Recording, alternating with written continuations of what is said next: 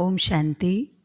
वर्तमान समय मनुष्य कई बार यह सोचता है कि हमारे जीवन में आत्मा के ज्ञान की क्या आवश्यकता है।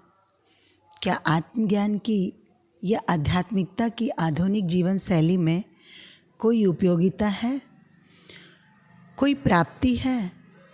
क्या इस ज्ञान से हमारी वर्तमान समस्याओं का हल प्राप्त हो सकता है? मानव आध्यात्मिकता में रुचि तभी लेगा जब उसे यह निश्चय हो जाएगा कि इससे बहुत बड़ी प्राप्ति होगी।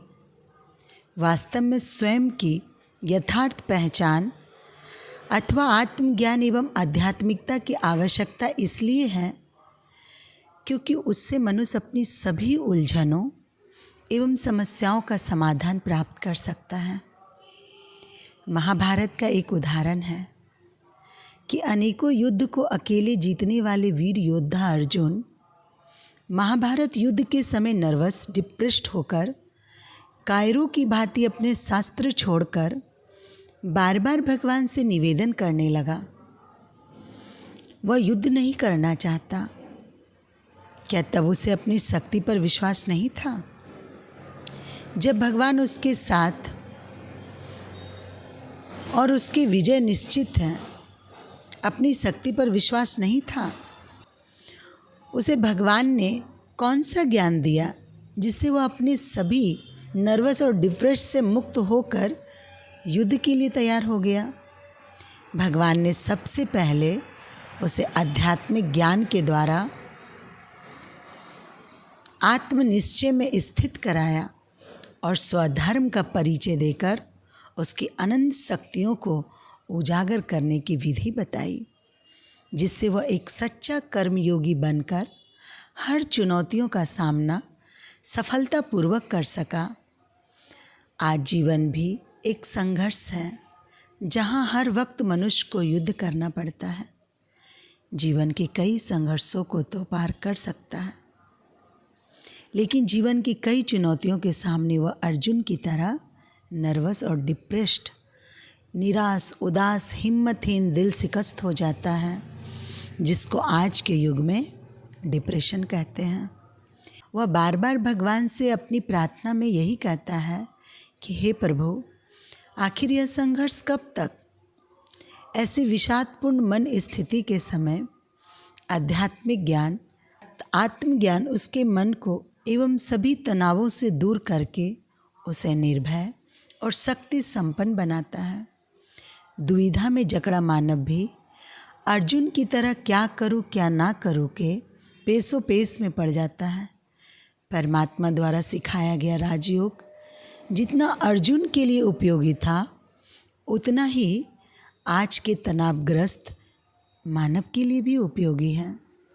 आध्यात्मिक ज्ञान के द्वारा मनुष्य स्वयं की आत्मशक्ति की पहचान कर उसको प्रयोग से वह कई प्रकार की समस्याओं का हल करके अपने मन को तनाव और भय से मुक्त कर सकता है। वह अपने जीवन में नई आशा की किरण लिए उमंग उत्साह के साथ जीवन को सकारात्मक दिशा दे सकता है। राजयोग से वह अपनी आंतरिक शक्तियों को उजागर कर सकता है।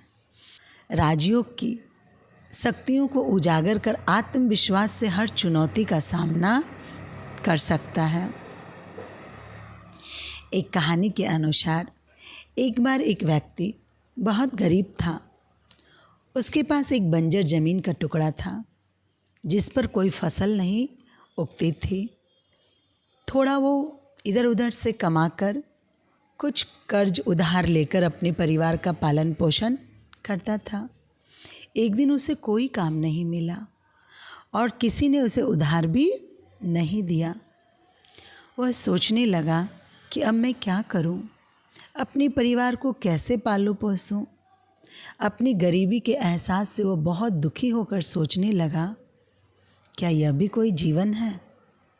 इससे तो मर जाना अच्छा है। और वह मरने की कई तरीके सोचने लगा।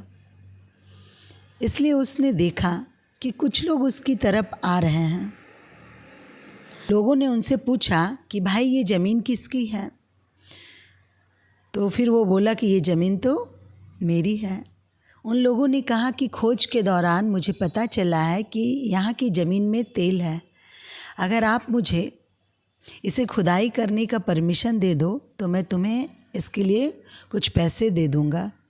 उस गरीब ने कहा, वैसे भी ये ज़मीन तो बंजर है, ये तो कोई काम का है नहीं। अगर इन लोग का कोई काम आ जाए तो इसमें क्या हर्जा है। फिर उसने उसे खुदाई करने की परमिशन दे दी और वो जैसे ही वहाँ खुदाई किया गया तो पता चला कि सचमुच उसके नीचे इतना तेल है कि प्रतिदिन हज़ारों लीटर तेल निकाला जा सकता है। वो लोग बहुत खुश हुए और उस गरीब से कहने लगे, देखो अगर तुम हमें यह ज़मीन बेच दोगे तो मैं तुम्हें लाखों रुपये दे दूँगा। उस गरीब के हाथ में पैसे आए तो वो सोचने लगा, थोड़ी देर पहले मुझे अपनी गरीबी का एहसास हो रहा था और अपनी मैं गरीबी को देखकर निराश और परेशान हो गया था, और अभी कुछ ही देर में ये बंजर ज़मीन के नीचे इतना तेल निकला, छुपा था, जरा सा भी मुझे पता नहीं था। फिर वो ज़मीन उसे बेच दिया और काफ़ी पैसे उसे मिल गए। तो इस कहानी का भावार्थ यही है कि इसी प्रकार हर व्यक्ति आध्यात्मिक रूप से गरीब है, इसलिए दुखी होकर सोचता है कि यह भी कोई जीवन है। जीवन का मतलब क्या है? भगवान ने यह दुनिया क्यों बनाई? क्यों हमें ऐसी दुनिया में भेजा? ऐसे अनेक सवाल उसके मन में पैदा होते हैं, क्योंकि वह यह नहीं जानता कि इसके भीतर भी अनंत क्षमता और अनेक शक्तियाँ हैं, जिससे उसका जीवन बहुत सुंदर मधुबन बन सकता। उसे अपने भीतर जाकर अपनी शक्ति, क्षमता और ऊर्जा को पहचान कर जीवन में लाने की आवश्यकता है। अंतर जगत यात्रा करने के लिए आत्मा की यथार्थ स्वरूप का ज्ञान होना आवश्यक है। कहते हैं ना, दुनिया में जिसने अपने से मुलाकात कर ली उसने बड़ी बात कर ली। ओम शांति।